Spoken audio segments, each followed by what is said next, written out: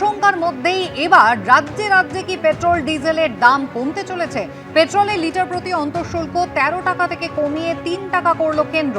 ডিজেলের ওপর থেকে অন্তঃশুল্ক তুলে নেওয়া হলো। পেট্রোলের লিটার প্রতি অন্তঃশুল্ক 13 টাকা থেকে কমিয়ে 3 টাকা করলো কেন্দ্র। ডিজেলের ওপর থেকে অন্তঃশুল্ক তুলে দেওয়া হলো। আগে প্রতি লিটার ডিজেলের ওপরে 10 টাকা করে শুল্ক চাপানো হয়েছিল, এবার অন্তঃশুল্ক তুলে দেওয়া হলো। বিমানের জ্বালানির দামও কমছে।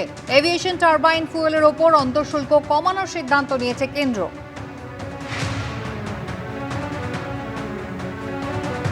পেট্রোপণ্যের দাম কি বাড়তে পারে? আজকে প্রধানমন্ত্রীর সঙ্গে সমস্ত রাজ্যের মুখ্যমন্ত্রীদের, শুধু 5 রাজ্যে যেখানে বিধানসভা নির্বাচন রয়েছে তারা বাদে সবারই বৈঠকে এটাই কিন্তু সব থেকে বড় একটা আশঙ্কার জায়গা ছিল, একটা প্রশ্ন চিহ্ন ছিল। আর সেই আশঙ্কার মধ্যে এবার নতুন একটা সম্ভাবনা মাথাচাড়া দিচ্ছে। তাহলে কি রাজ্যে রাজ্যে পেট্রোল ডিজেলের দাম এবার কমতে পারে?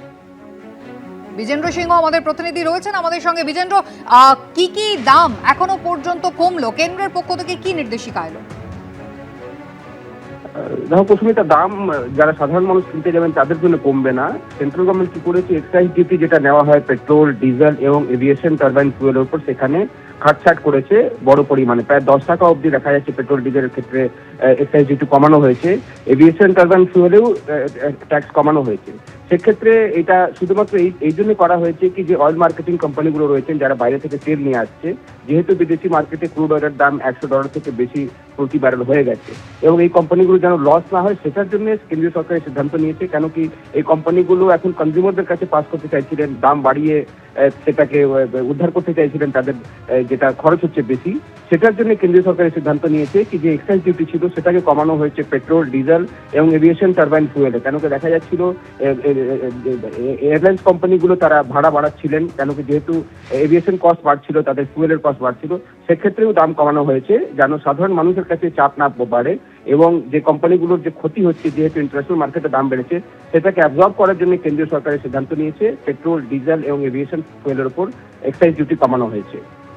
এর ফল এটাই হবে কি, পেট্রোল পাম্পে যে দাম রয়েছে সেটাই থাকবে, সেখানে দাম বাড়বে না, এবং পেট্রোলিয়াম কোম্পানিগুলোর যে লস হচ্ছিল সেটা কিছুটা অ্যাবজর্ব করছে কেন্দ্রীয় সরকার তাদের ট্যাক্স কমানোর পর। একেবারে বিজেন্দ্র, তুমি আমাদের সঙ্গে থাকো।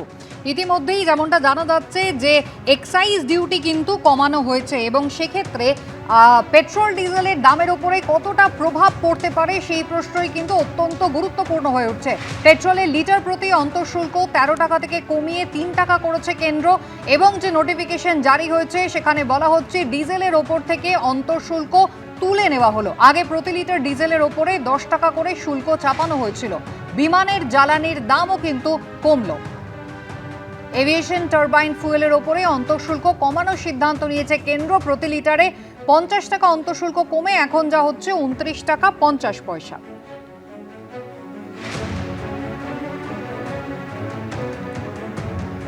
আশঙ্কা কিন্তু রয়েছে একটা, যে পেট্রোল ডিজেলের দাম কি তাহলে বাড়তে পারে। আজকে প্রধানমন্ত্রী তিনি 5 রাজ্যে যেখানে বিধানসভা নির্বাচন রয়েছে তা বাদে বাকি সব রাজ্যের মুখ্যমন্ত্রীদের সঙ্গে সন্ধ্যে 6:30টায় বৈঠক করবেন। পশ্চিম এশিয়ার যুদ্ধ পরিস্থিতি আপনারা জানেন 28 দিনে পড়েছে, এবং তারই মধ্যে কোথাও পেট্রোল ডিজেলের দাম কি বাড়তে পারে এই প্রশ্ন যখন সকলেরই মনে জাগছিল, তারই মধ্যে একটা সম্ভাবনার জায়গা কি কোথাও তৈরি হচ্ছে। কারণ ইতিমধ্যে এক্সাইজ ডিউটি কমানো হচ্ছে, কেন্দ্রের পক্ষ থেকে নোটিফিকেশন দিয়ে জানানো হলো। কথা বলবো সুকান্ত মুখোপাধ্যায় আমাদের প্রতিনিধি আমাদের সঙ্গে রয়েছেন এই মুহূর্তে সরাসরি। সুকান্ত, নোটিশে ঠিক নোটিফিকেশন যেটা জারি হচ্ছে কেন্দ্রের পক্ষ থেকে কি রয়েছে তাতে?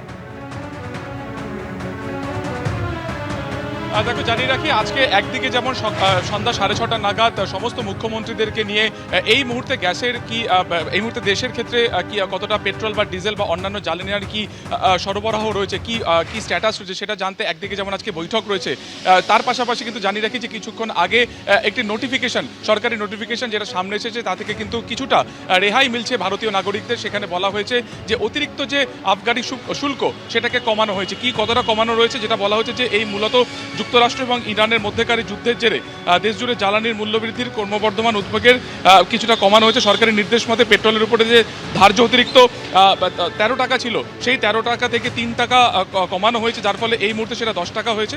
অন্যদিকে ডিজেলের ক্ষেত্রে প্রায় 10 টাকা যেটা আবগারি শুল্ক ছিল সেটাকে কমানো হয়েছে, সেই 10 টাকায় উইথড্র করে নেওয়া হয়েছে। তার ফলে এই মুহূর্তে কিন্তু 0 টাকাতে মূলত নামিয়ে আনা হয়েছে। ফলত এর ফলে যেটা হচ্ছে যে বিমান থেকে শুরু করে একাধিক যে পরিবহন সেখানের যে টিকিটের প্রাইস সেটা কিন্তু অনেকটা অনেকটা কমতে পারে। তার ফলে ভারতীয় যারা নাগরিকরা রয়েছেন, যারা মূলত প্লেনে যাতায়াত করেন, তাদের একটা অংশ, তাদের কিন্তু অনেকটাই তাদের কিন্তু যে ফেয়ার রয়েছে, টিকিট ফেয়ার রয়েছে, সেটা কিন্তু কমবে। এবং মূলত যে ক্রমবর্ধমান যে একটা চাপ রয়েছে প্রত্যেকটা অয়েল কোম্পানি, এই আবগারি শুল্ক কমার ফলে কিন্তু তাদের কিছুটা রেহাই পেতে পারে।